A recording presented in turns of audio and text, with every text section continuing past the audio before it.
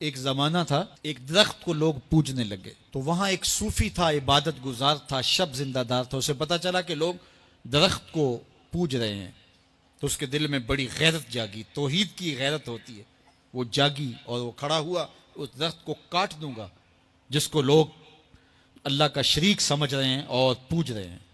ہاتھ میں کلہاڑا پکڑا اور اس درخت کو کاٹنے کے لیے نکلا. راستے کے اندر شیطان کھڑا تھا. اس نے کہا میں تو نہیں جانے دوں گا. اور شیطان نے راستہ روکا. اس نے پٹک کے شیطان کو زمین پہ مارا اور اس کی چھاتی پہ بیٹھ گیا.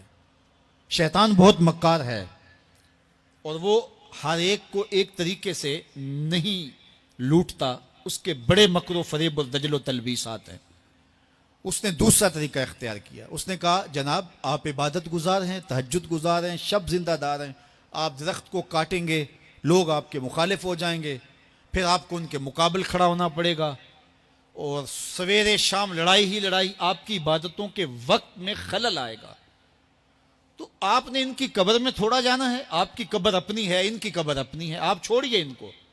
اور ساتھ ہی کہا کہ جب آپ مصلی اٹھایا کریں گے تو نیچے سے ایک درہم مل جایا کرے گا آپ کو، تو آپ اس سے اپنے کھانے پینے کا انتظام کر لیا کریں گے اور آپ فارغ البال بھی ہو جائیں گے.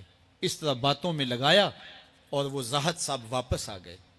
نماز پڑھی، مصلی اٹھایا، درہم ملا، بڑے خوش ہوئے اور دلیلیں تراشنے لگے. واقعی مجھے کیا لگی، تمہیں غیر سے کیا، تم اپنی نبیڑو، تم اپنی قبر میں جانا ہے، جائیں وہ بھاڑ میں، مجھے کیا لگے، مجھے ان کے بارے میں کیا پوچھا جانا ہے.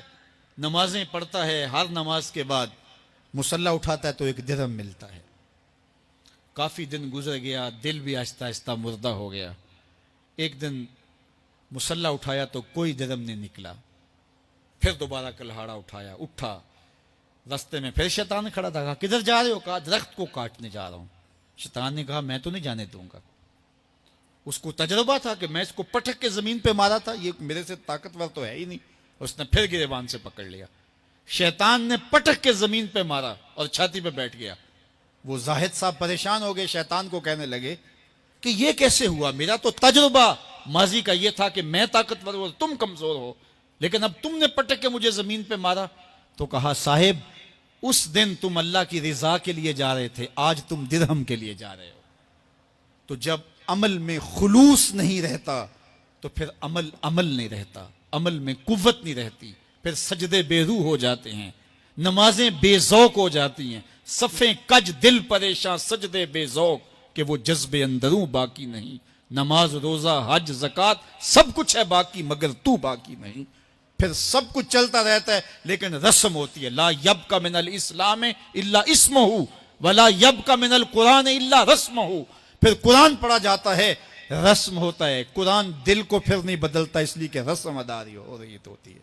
جب رسم ادا ہو رہی ہو تو پھر قرآن دل کو نہیں بدلتا. جب قرآن کے طور پہ پڑھا جا رہا ہو پھر یہ دلوں میں رنگ اتارتا ہے اور معرفت کا نور دیتا ہے اور دلوں کے زنگ اتارتا ہے.